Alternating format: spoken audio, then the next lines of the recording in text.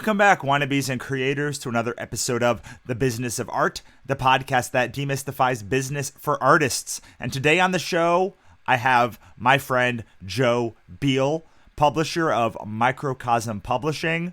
They just recently successfully had 1,600 backers on a project called Unfuck Your Brain. And I just couldn't let him get away without getting on the program and figuring out how the fuck they did that. So we're going to get on to it. But before I do, I want to tell you about my book, Sell Your Soul. Sell Your Soul is about how to build a creative career. Maybe unfuck your creative brain so you can actually make some money. And we talk a lot about that in this show. And frankly, this is a book I made for you. It's from all of your questions, all of your comments, and everything you've wanted to know in the past decade as I've grown my business. And you can pick it up at GoSellYourSoul.com. It's just $5 for the ebook and $15 for the paperback. And if you want the audiobook, email me at russell@wannabepress.com and I can hook you up with that too. Additionally, our new graphic novel, Pixie Dust, is on Kickstarter right now. Head on over to Pixie Dust Comic and check it out. It's about a pixie monster hunter that is betrayed, murdered, sells her soul to the queen of the underworld, and comes back as a zombie to seek revenge on the people that killed her. All right, all that bullshit's done. Take it away, Joe. Tell us what you're passionate about these days. You know, it's like I've been doing this for, it's going to be 22 years in February, and I am still so passionate about book development and making awesome books, and often even, dare I say, teaching an author the work of making an awesome book. And it, really gets me excited and out of bed every single day. Thought I would have lost interest after a few years, but it's like I love doing it every single day. You know, I love the part where I'm making the book, and I love the part when I get a beautiful book. What I hate is the middle part of that, where you have to meet with the vendor and to get the proofs back, and the proofs are wrong, and that drives me crazy. But if I could just make the book and then get a beautiful book and cut that middle part out, I would be happy as a clam. Yeah, and I get that. I feel like maybe my situation is a little bit different. It's so I'm coming at this from a position of the business of art. It's very much how I see my role. I do creative things, and I do a lot of my own art, but I don't really think of Microcosm as being, it's more of a conduit for the business of art, because what I'm adept at the most maybe is doing those vendor relationships and mitigating all the problems that can kind of come between concepts and creation. And, and I guess you've probably seen this too, where the vast majority of people that I know that are creators fall down at those stages. It's all the logistical problems and that where they really just glaze over. And so that's a major reason why I've really put my effort into those areas. I absolutely agree with you that most people that I talk to when I talk about supply chain logistics literally glaze over. I can watch it, their eyes just a fog come over their eyes. And I'm so this is what a publisher does. This is if you when you're talking about whether you should self-publish or traditionally publish or find a publisher or find someone else to work with, if your eyes are glazing over right now, you probably should work with a traditional publisher or find someone else to publish or find someone to handle these other parts, because most of my day as a self-publisher, a small press publisher, is not writing things or dealing with vendors or dealing with art coming in. Most of it is on a phone to my printer because the book's registers were mismade.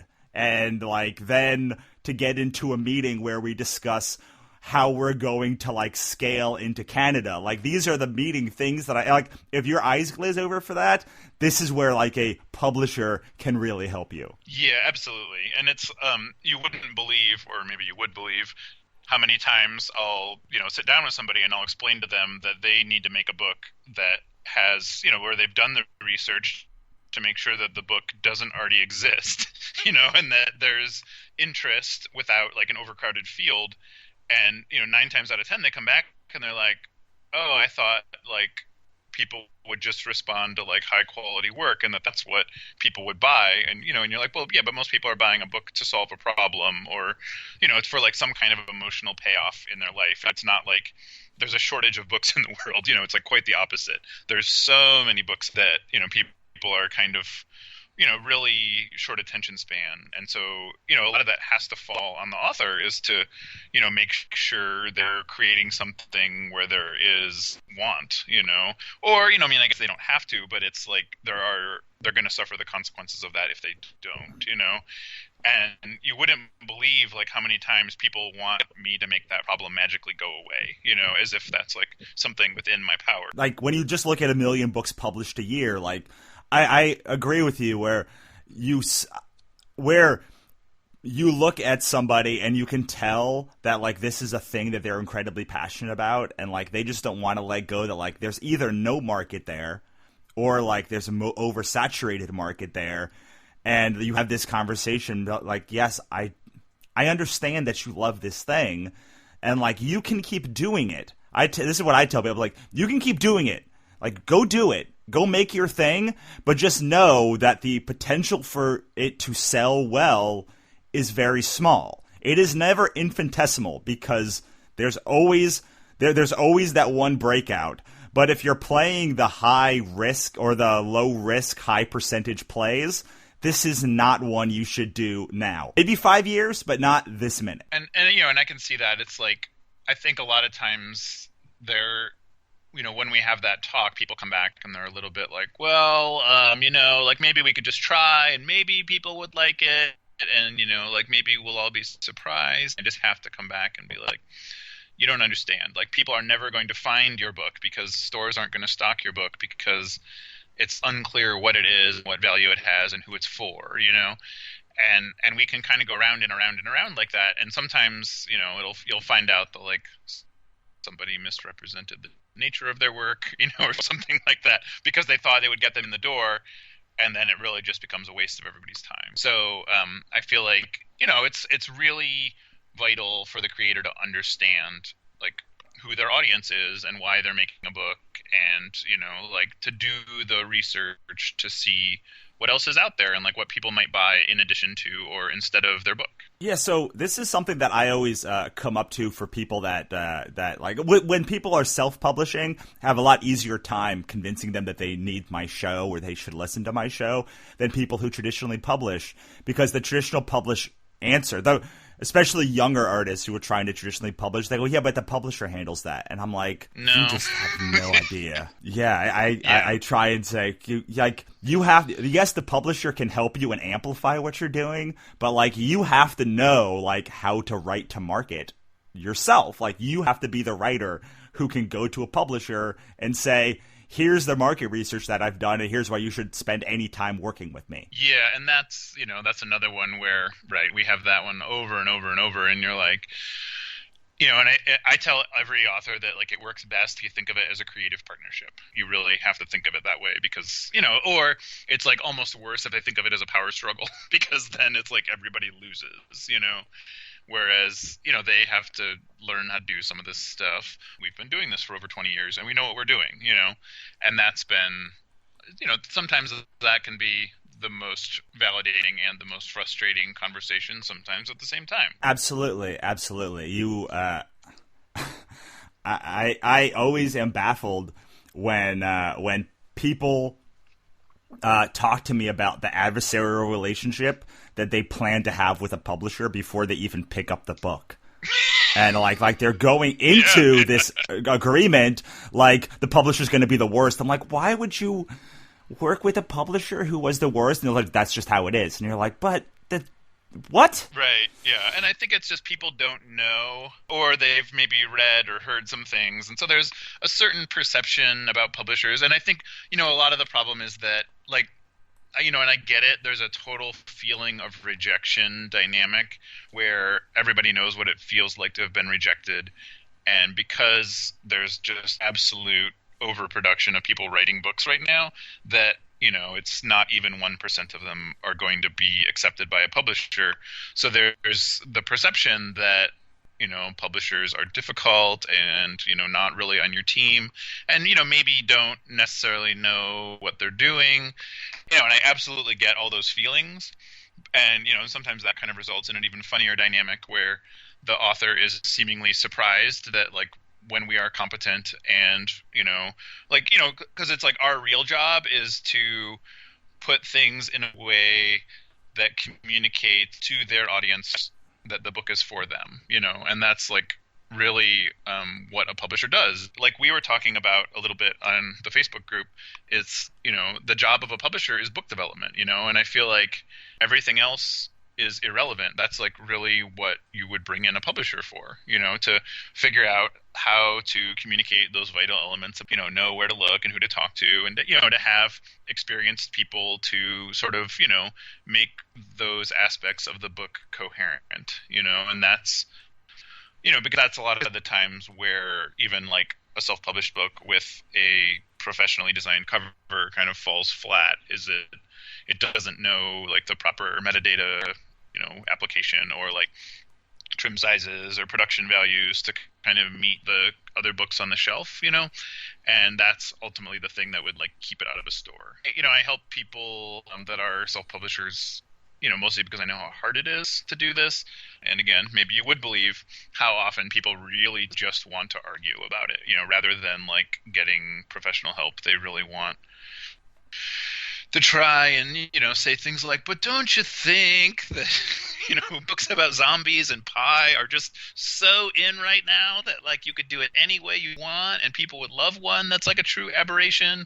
And I'm like, no, that's really not how that works. It's like you really want to make it clear what it is and who it's for, always. I like to think that a publisher tries to make your best book. Like they're not trying to they're trying to make your book the best it can be to sell the most to the most people inside of your audience. And I like to say when I'm talking to people, well, you can do it your way. It doesn't matter. Like you can do it your way, but you came to me. It's not the other way around. Like I'm not begging to publish this thing for you. Like I'm trying to work with you to make it take your words and make it as good as humanly possible so that it's still you, just the best version of you. That's a really good way to put it, because it's often seen as the other way around, that like, we're going to water it down or, trying to, trying to mess with it fundamentally or something. A good publisher just makes the work the best book it can be, which is brilliant and, simply a way to put it. I mean, and I would hope, like, if you have the skills and the chops to make your book exactly what you want it, then that is also fine. Like I have nothing against like I have no dog in the fight against good publishers and self-publishing. Now, the issue that I come with what we've been talking about so far, and the reason why I think so many people are adversarial, is because 70, 80, 90% of publishers, they suck. They don't know what they're doing. They don't know how to do a release date, and they don't know how to do any of the things that you're talking about. And so most people have a bad relationship with a bad publisher, and they think every publisher is like that. It may not be 90%, but there are a lot of publishers who won't do anything for your book. They won't even put your book out, or they'll put it out on the wrong schedule. I've had this happen to me a few times where I go, well, I mean, I can do that. Like, I cannot release my books when I say I'm going to release them. Like, that's easy. Like, like saying you're going to release a book in March and not releasing it till May. Like, I can blow deadlines. So, how do you think that somebody could sort of tell before they even get to the point of being disappointed? Like what kinds of things should they look for in a good publisher? Well, that's a really good question. I think, fundamentally, if you're looking for a good publisher, you don't want to be a drain on their time, but at the same time, you want to be good at sort of discerning their chops, essentially doing book development, and if they have distribution. Because I've had, a number of friends who, sell a book and then find out they've basically sold a book to a vanity publisher, somebody that has really no way to take the book to market. So those are kind of the two things that you're looking for. So, essentially, if somebody has expressed interest, and you really shouldn't be doing this if they haven't expressed interest, you'd go to them and you'd say, like, what ideas do you have about this? Why do you think that makes sense? Like, what other books have you done that are similar to my book? Why are you interested in my book? You would ask all those kind of feeling it out questions, and then sort of see how they take that, because they're not going to be put off by you sort of getting a sense of where they're coming from. Maybe their motives do rub you wrong, and maybe that's not a good fit for that reason. But, by and large, I think that's when you can learn more even about your own audience. That's where you can learn more about, like, how books are distributed. You can learn more about the industry, which is horrendously complicated. And, I once had to explain it to an accountant who really was so flabbergasted that she just kept insisting that she didn't understand, because it couldn't possibly be the way that it is. And so, but a good publisher deals with all that for you, which I feel like is like the secondary value, of getting paid and getting money out of, getting blood from a stone in many cases. And, and so part of that is, figuring out, do they have actual bookstore distribution? And if they don't, like, how do they principally sell their books? And, knowing when that doesn't matter. Like, if you're a business author and mostly you would be speaking at conventions, then you wouldn't really need bookstore distribution, because so much of that world is built on direct sales and, and convention sales and, speakers' fees. But it's like, if you're writing a novel, then you really need to be in bookstores, if that's your goal. If it's like a fun project that you're doing that isn't really your main gig, then, like, maybe you don't care as much. But, that's really, people buy novels in bookstores. If you're written a book on gardening, for example, then, you would have a lot of what we call special sales and gift sales, and, and you would be sold in, like, totally different kinds of places. And, that's kind of where you would find your audience, or where if you have an existing audience, like, where they would look for your book. And you kind of want to make that at every level as easy as you can. So, kind of feeling out those kind of questions with your publisher is ultimately the way to determine, like, one, if they know what they're doing.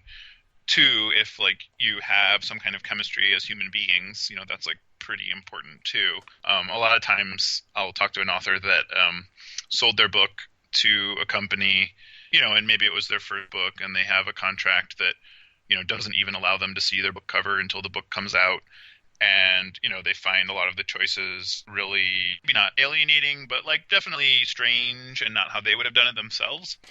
And then they find out that those were actually really good choices, and the book did really well because of those choices. And, and then ultimately coming around to see, like, that's the value that the publisher brings to it, is they have that familiarity. Like, it's not actually often helpful for the author to be involved at every level in every decision, as much as some authors would prefer it that way. There's so many things that I love about the things that you said, because people always ask me. The biggest one is that people always ask me, like, how to find a publisher. And my answer is always like, well, go to where you would go to buy your book, and, like, open all of the books and find out who the publisher is in those books. And then contact that, see what their submission policy is, and talk to the editor and see if, like, they like the thing that you're doing. I think people overcomplicate, like, how to, like, they're just trying to figure out how to spam as many publishers as possible. And I have had so many friends, and a lot of them are with, like, legitimate publishers. Like, they may have sold their book to a legitimate publisher, but that publisher is not in the genre that they are in. So, like, maybe it's a kid's book and they do, like, reprints of, like, old novels. And you're like, sure, like, technically this press is a real press. Like, they are not a bad publisher, but you are such an outlier to their audience that there's almost no chance that, like, you will succeed with this publisher, because they have no idea how to sell to this particular audience.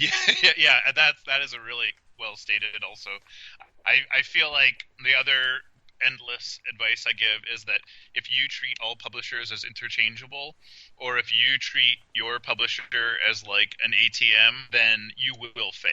Not all publishers are made the same. And I think the thing people fundamentally misunderstand the most is that your publisher isn't just like a warehouse with a distribution arm. Your publisher has a certain reputation in a certain subset and like certain genres. When they get too far outside of those genres, all that kind of disappears. That you can't really, like, we did a book last year with Dr. Jane Goodall, of all people, like a world famous best-selling author. And it's kind of a children's book, but it's a picture book about a young man who adopts the giant bird that the Roadrunner cartoon was based on. But it's like a real-life version of one living in the city, and it's pretty outside of what we would do typically. It's like a nature book. And it's an amazing book, but it's like nothing like anything we've ever done before. And the most helpful advice we got, and we got it over and over and over from the buyers when we ran our Kickstarter project, everything, people said, this doesn't really seem like a book that Microcosm would do.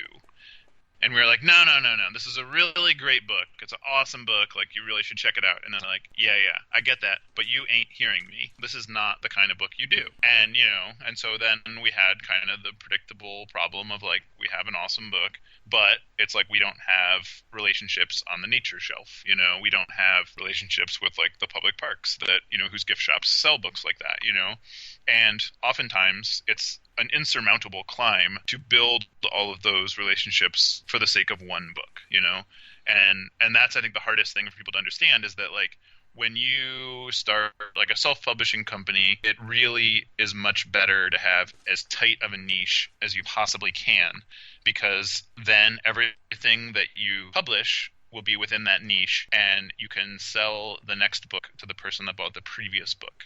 And you won't need to have this constant game of like, we're reinventing ourselves every single month, and that's, we have one of our authors primarily writes fiction. And, and we just had that talk yesterday where I was like, this is not, like, you really need to pick one genre of fiction, And he was just like, well, I have different inspirations and different, like, pursuits all the time. And I'm like, yeah, but then you run into the problem of, like, maybe, like, somebody likes the last book that you read, that you wrote, and maybe it's their favorite book. Maybe they love the last book that you wrote, and then the book you publish is a Western, and they just don't like Westerns, And that's, and so it's like you're sort of incapacitating your ability, because so much of the work of being an author or a publisher is somebody discovers you, falls in love, and then they go to your catalog and they're like, oh, I bought the one outlier. I mean, I have this same thing that happened to me. Like, I was cocky like that, and I, after we did Ichabod and Katrina, I was like, well, I have these, like, I have a mystery novel and a kid's book and a science fiction novel, and fuck it, I'm just going to do those. I'm going to put them out there, and, like, whatever, people bought Katrina, some of them will buy My Father Didn't Kill Himself, and, like, sure, a third of them bought My Father Didn't Kill Himself, which was my mystery novel. A third of those people bought the kid's book. A third of those people, or half those people, bought the sci-fi book. And I was like, what the fuck is going on here? And they're like, look, man, like, make monster things. Like, make things with monsters, comics, fantasy novels. Like, we'll be at the fucking monster thing. Like, we're there for monsters. And so then, after making like $7,000 total in 2016, we launched the Monster Anthology in 2017. Big, beautiful hardcover book. Boom. Like $27,000. Then we launched the sequel to Katrina. Boom. Like $13,000 already. And you're like, I kind of knew that was going to happen, but like I wanted the books out there because they were there. And now I have people that go to my back catalog and go, I really love this book, Spaceship Broken. And I'm like, you'll love it for fucking ever. Because, like, you'll love that until, like, 10 years when I can somehow figure out a way to, like, make another one of those. And they're like, oh, cool. Thanks for not... So it's not just, like... Yeah, it's like a bummer. It's like, oh, well, so what? I'm not good enough to, like, make a book for? Thanks a lot, jerk. Right, yeah. And I get it, it's like we definitely get that the same response basically to the book that we did, which was called Amika's World. The story is local, and and we get just the best fan mail for it, where they're like, "This is the most precious thing I own. This is my favorite book. When is the sequel coming out?" And we're like, "Sorry, man, no sequel. Maybe we have something else you're interested in. Maybe we don't." And I think that's hard for people to understand. Is that like, I was on a panel at Portland State University last year, and I was the only one. And it's funny because like as a publisher, I am quote unquote in the field of mass production. And everybody else was like artisanal makers where they make one thing at a time and that's sort of their brand. And and it's like that would never make sense in publishing. The number of hours that goes into it. If you were selling one-offs, it'd have to be like $25,000 just because of the amount of hours that goes into the creation of it. And so it's more like we're high-stakes gamblers with like some informed decision making, that we know what people are interested in. And if there's anything true about publishing is that it's consistent, and that change is very slow. And so I think, that really goes against like the stigma of, Amazon's marketing campaigns that, publishers are greedy fucks and, don't know what they're doing and are an outdated convention. And, and none of that is really true. It's like there's exceptions, obviously, like, but you could name them on both hands. And in those exceptions, it's like still those people would have been better off statistically playing the lottery than they would be publishing via Amazon and finding mainstream success, because it's that unlikely, and I think that's really hard because it kind of latches on to people's hopes and dreams. In reality, almost every author would be better off like working with somebody that knows what they're doing, and and maybe the author is doing, but as you say, most of them, it's like left brain skills plus right brain skills. Like it happens, but it doesn't happen all that often. Well, and on top of that, like, so I'm an author and a creator and I run a publishing company, and the amount of time that I could spend theoretically like writing more shit if I didn't have to deal with supply chain logistics and like carry over interest and like fucking like trying to figure out how to like maneuver my inventory so like I can write it off next year without having to like there's so much like business stuff that even if you are like good at it, which I am, it doesn't mean that like you should necessarily be doing it. For instance, like I'm very good at making big, beautiful books and selling them at conventions and on Kickstarter.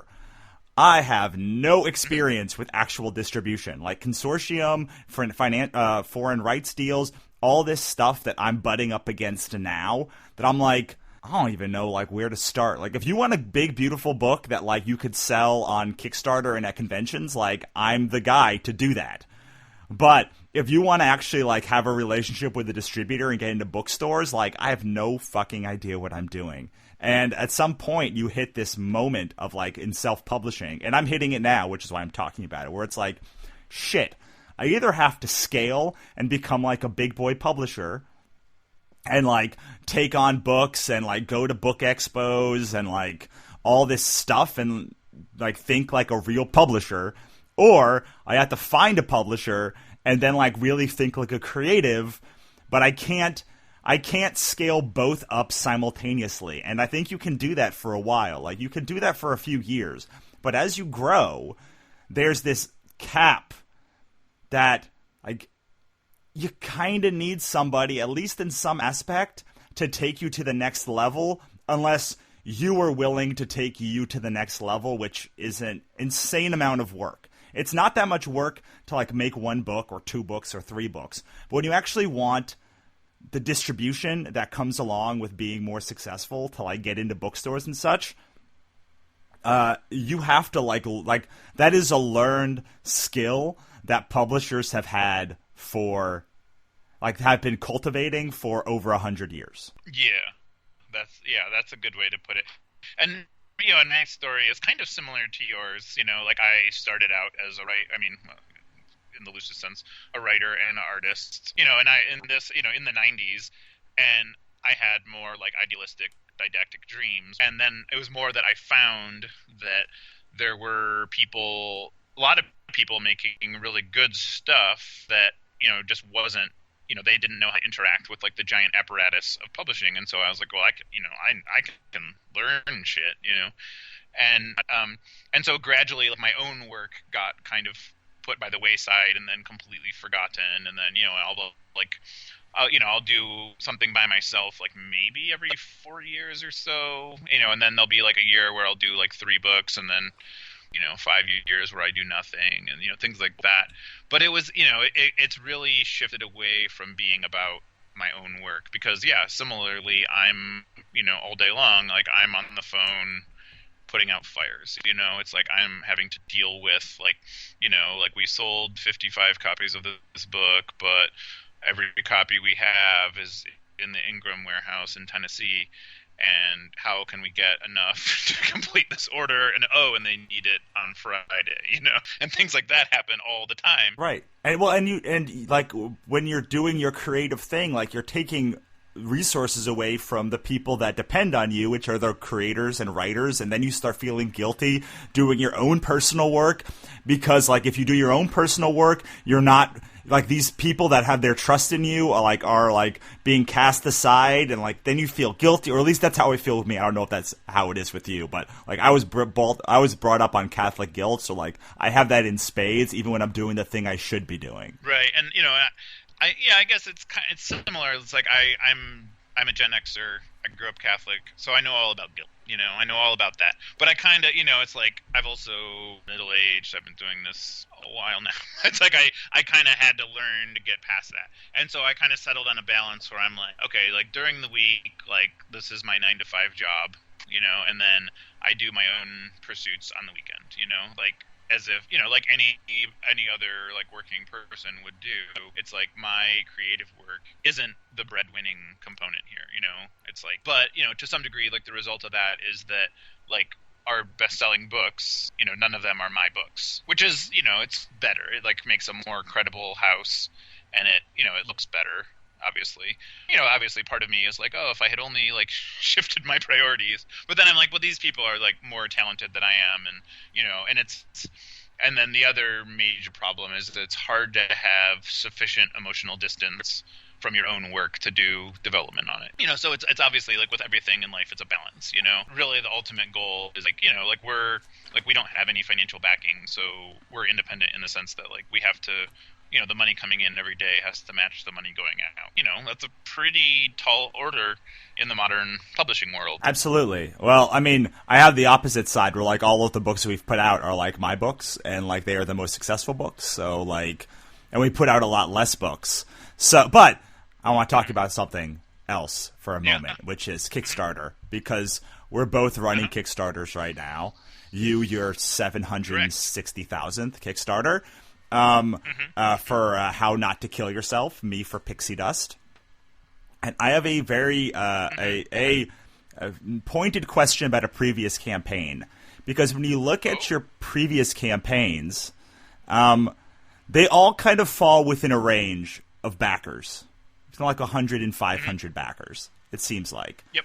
But then you had this very last campaign, the Unfuck Your Brain campaign, which had a massive 1,617 backers. And I'm wondering if you could talk a little bit about like, what you think happened in that campaign, where you got more than triple your like high-end backer count. That's some very astute observations that, and I had never really okay. So again, we're gonna take this back to like before the invention of Kickstarter. So we started in 1996, and I was like really had strong feelings and like a very specific vision, and I'm getting a little older. I find out that I'm autistic. I have a lot of problems, but like all these things, like our message and our publishing line like does not change one iota throughout, the entire passage of this time. And so, the weirdest thing in 2007, where, all of our previous books had sold between like 4,000 and about 25,000 copies, Or no, I guess we had gone a little bit above that, like maybe like 4,000 and like 30,000 copies, in that neighborhood. But we just couldn't get past that like 30,000 barrier. And then in 2007, we did this book called Make Your Place that it was, it just happened to come out like perfectly in the recession. And it was something that like kind of got outside of our intellectual ghetto, where we had made so many books. At that time we had made, maybe only 50 books or something, maybe approaching 100. Actually, yeah, we had just broken 100. And then this book, we're selling like 300 a day, and we can't really figure out why, and it was sort of similar, to Unfuck Your Brain, where we're just like, ultimately what it comes down to is the book communicated very clearly in both cases. The book communicated very clearly who it was, who it was for, what other books it would sit besides, and it did that really well aesthetically, and it did that really well in terms of kind of taking you back to an emotional place where you were like, oh yeah, and in the case of Make Your Place, it really like went back to like 1970s Whole Earth kind of catalog. And I didn't grow up with that, so I didn't even know about that until people started bringing it up, that they thought that was what the influence was. And then I went back and like researched it, and I bought all the old books and catalogs and stuff, and I was like, oh, this is pretty cool, but like, I've like kind of passed that point in my life. But so what it was that it was just like really spot on development, like really good keywords, really good like comp development, which is what it's called. It's people differed if that's competitive or comparable, whether, and what that ultimately means is it looks and reads like the other books that people know and love and have sold well, and so Make Your Place, it's we've it's going over 120,000 copies now, and we're going to do like a 10th anniversary edition, and it's a really neat kind of thing.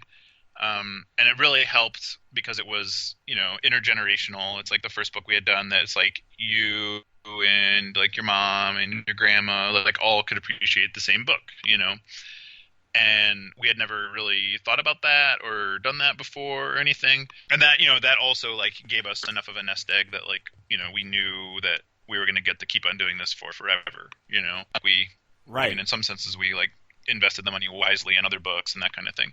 And so, fast forward another, I guess, 10 years. And then when Dr. Faith Harper got in touch, she came by our office on her honeymoon of like, I have a vision for this book. I want to do this book. I have all your books in my waiting room and in my office. I love your books. So you were my first choice. And we were like, holy shit. Like this is it's because it's like, in the world of self-help and psychology, the biggest problem is credibility, and so to like have somebody that had 20 years of experience as a doctor of psychology, we were like, this is huge.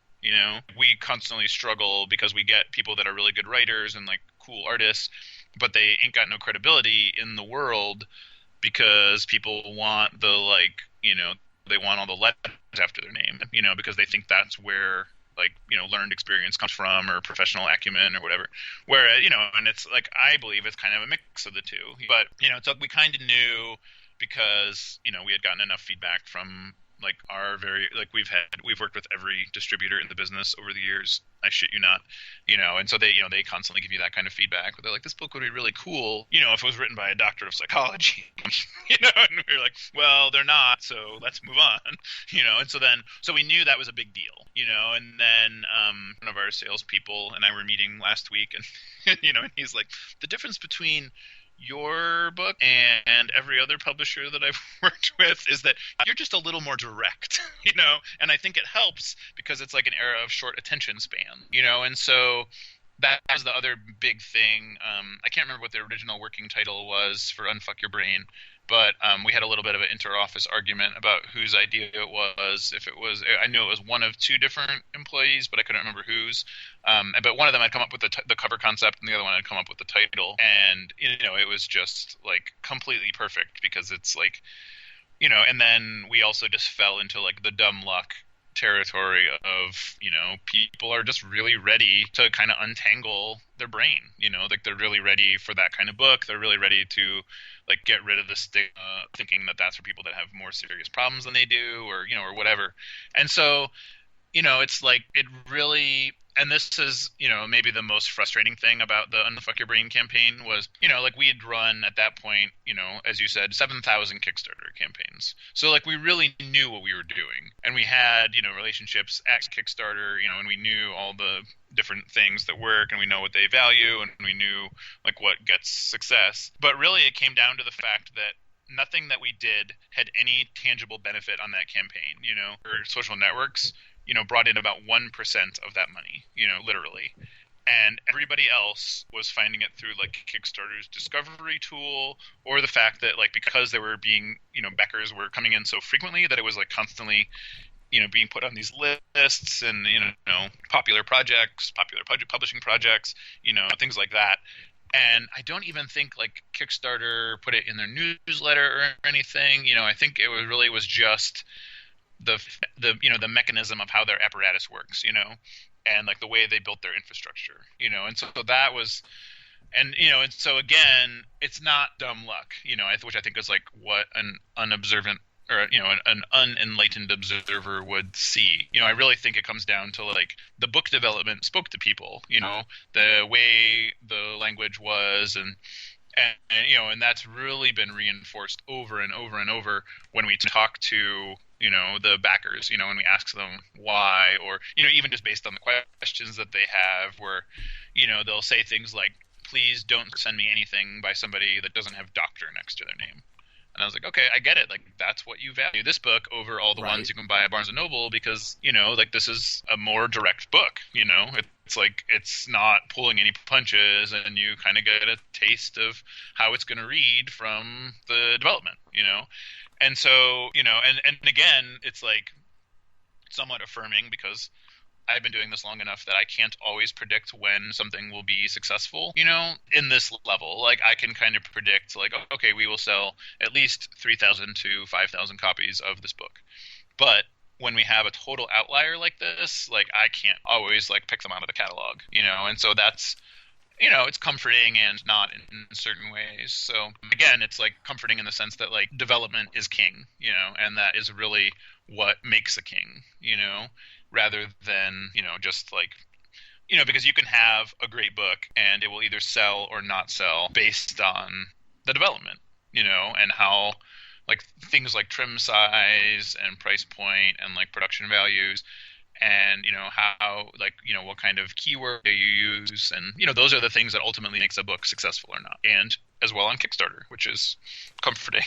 There's like no, you can make the same book work on Kickstarter that can work really well in the bookstores. And then that's the other thing is that we had to do the second printing basically because, well, as you might imagine, that Kickstarter was much more successful than we anticipated.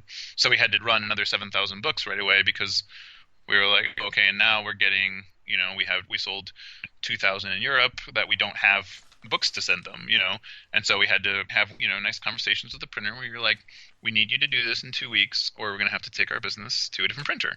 And they, of course, said, absolutely, we'll do it in 2 weeks, and so it's like things like that where, it's really the same development transfers across, all audiences. It's not like one thing works on Kickstarter and one thing works on Amazon and one thing works on, in the retailers. Yeah.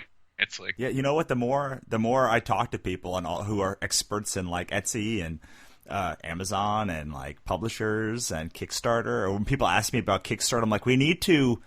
My first thing I say is always like, we need to dispel the notion that Kickstarter is magic.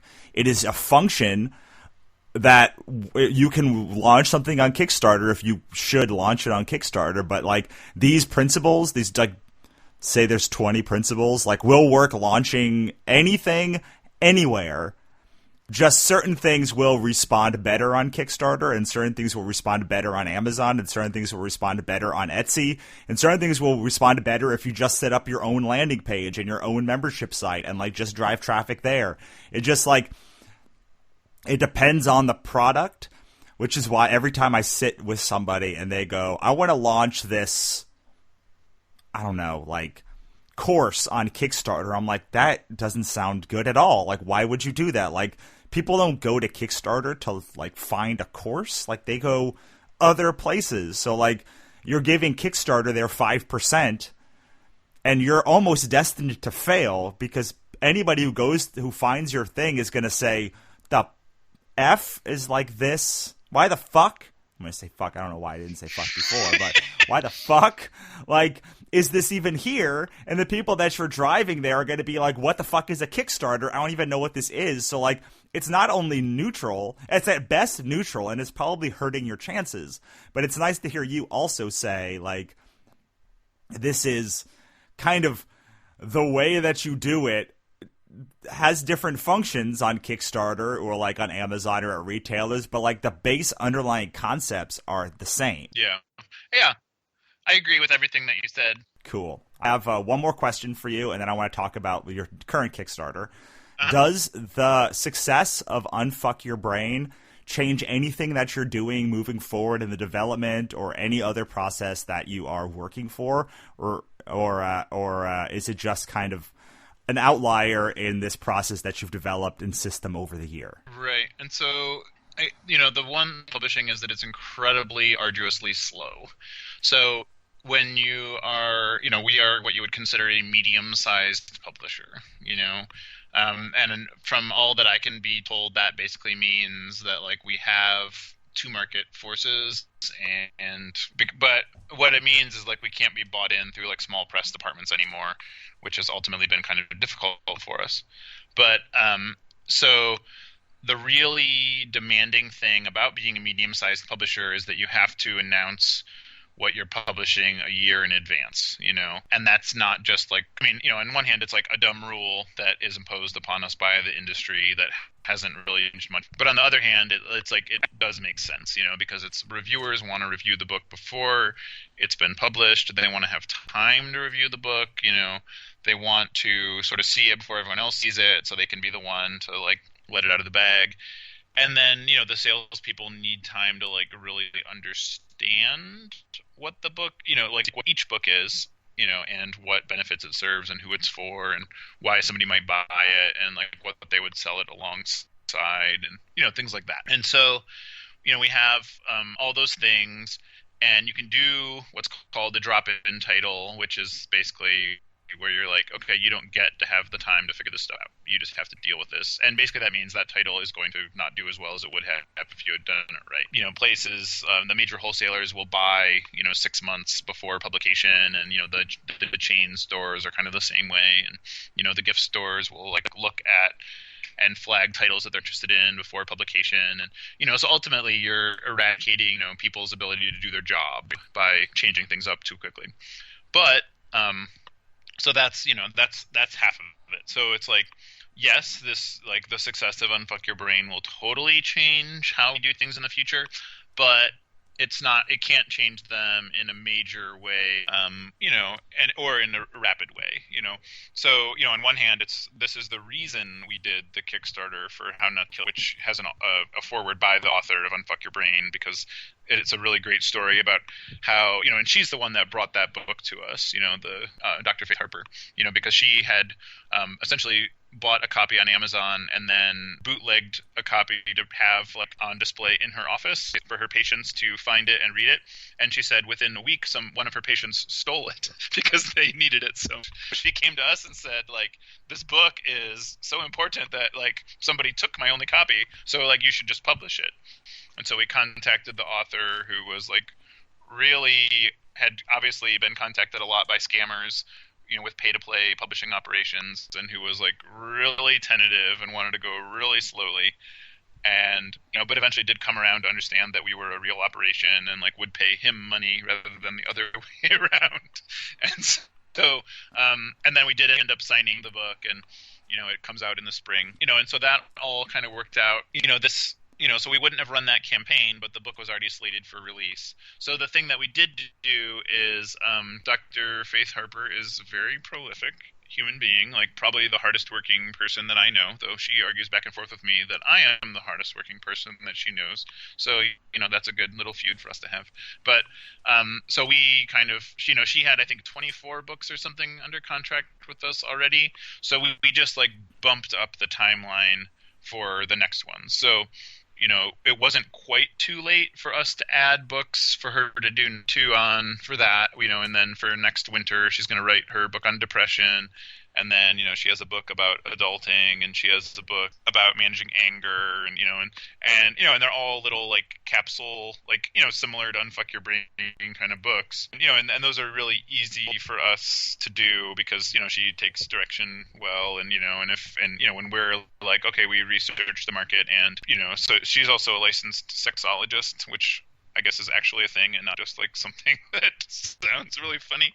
But so she's like literally a doctor of people having sex as well. And so a lot of that, and so she had written books about that and about relationships, very, very different in the world of books, in the world of publishing.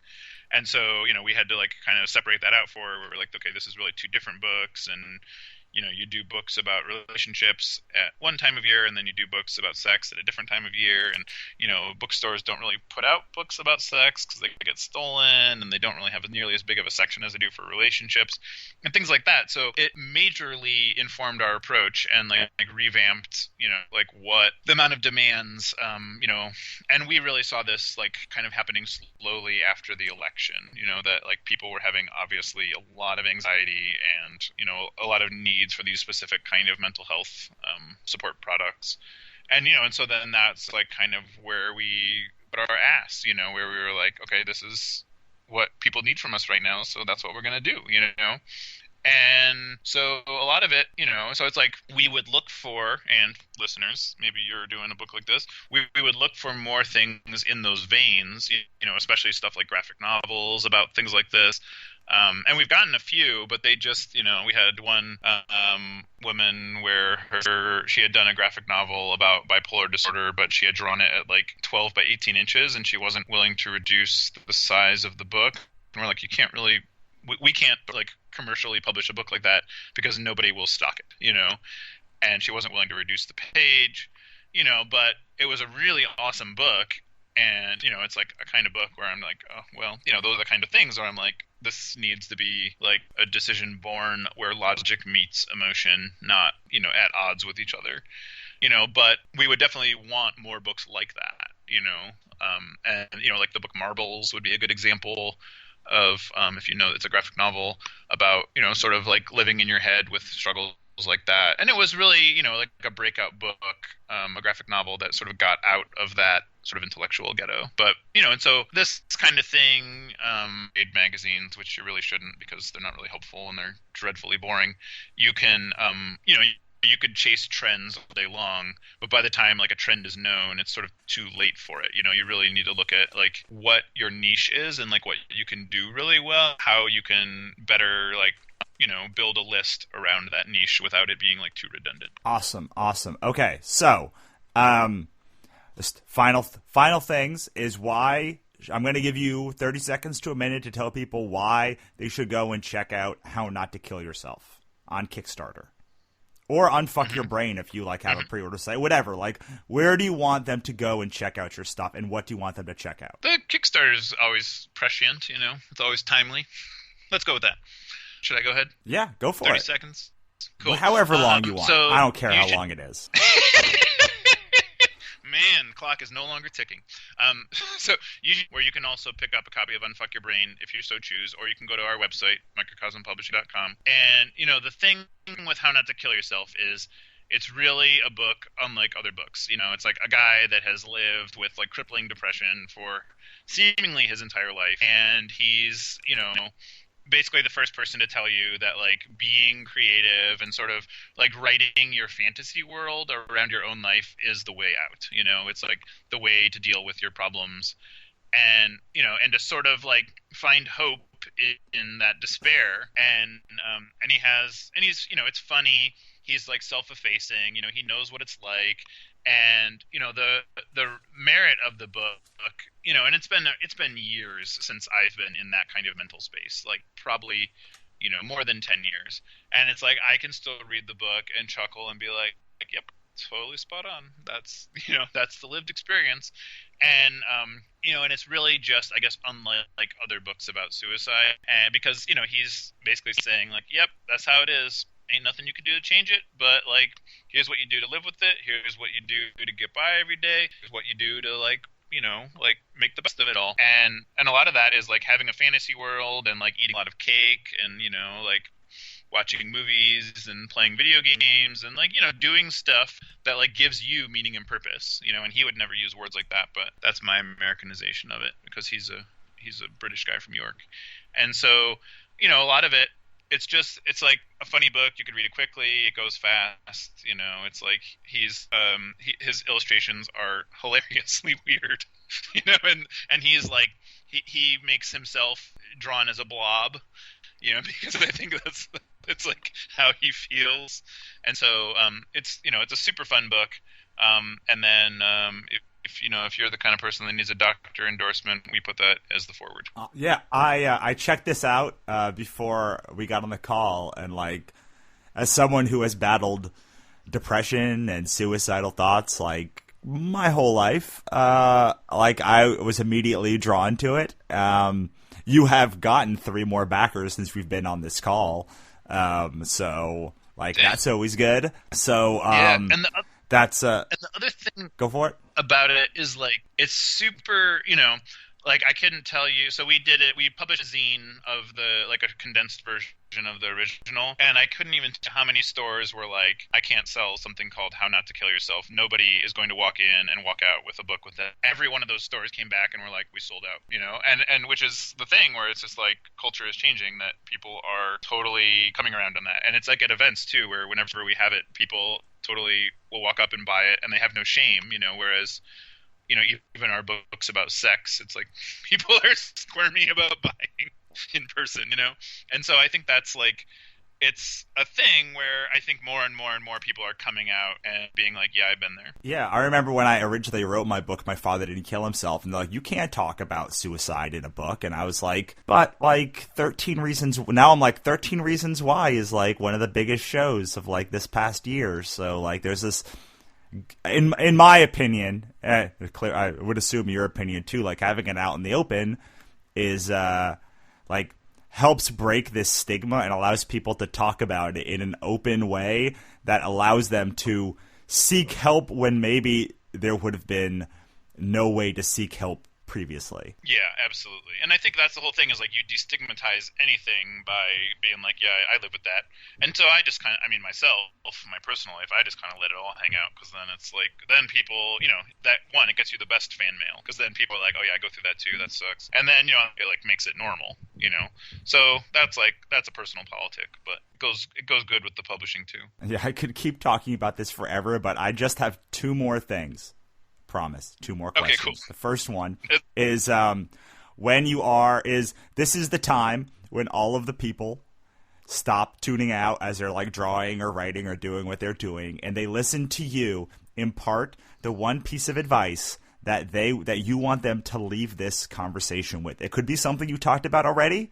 It could be something that you haven't talked about yet, but what do you want them to leave this conversation thinking about or doing? Okay, so if you're a creative person or an artist or a publisher or an author, or have any aspirations of having a physical book existing in the world, then when, maybe this weekend, go to your local bookstore, at least one, ideally 2, and spend a good minute like imagining your book there. Maybe it's like one of the face-out ones on display. And then spend some time looking at the other books, noticing like what's consistent about them all, and looking at, like kind of words they use, like how, if they all have like a photo on the cover, then yours should have a photo on the cover. If they're all like an illustration of a dragon fighting like a knight, then yours should look like that too.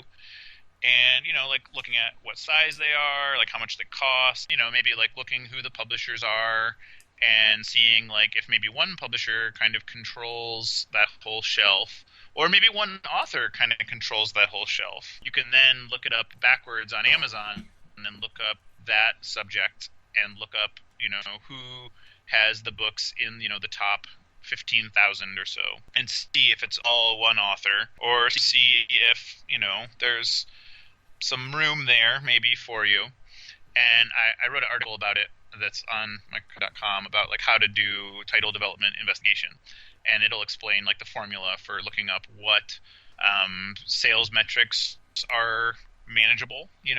What it comes down to is, like then investigate those publishers' websites and like how they do things, and like presumably you also read books in your area of interest as well as writing books, and if you don't, you really should, and like supporting other creators. Ultimately, like that is what will make you like a better performing business of art kind of person.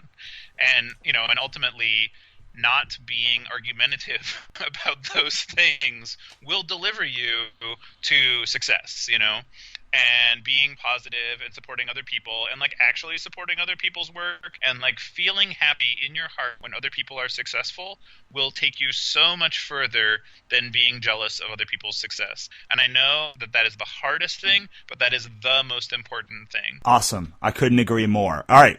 Where can we find you guys online? Social media, website, whatever you want to plug, and then we'll say goodbye. Cool. So microcosmpublishing.com is kind of the landing pad for everything, and we're on the tweets and the Facebook and we're on the Instagram. Our Instagram is probably the funniest one if you like funny, because we do all kinds of topical stuff that isn't like directly product related, but more just like like the funny shit we find during the course of the day. And then like I'm totally down if you have a quick question that you just want to be like, here's my quandary, can you help?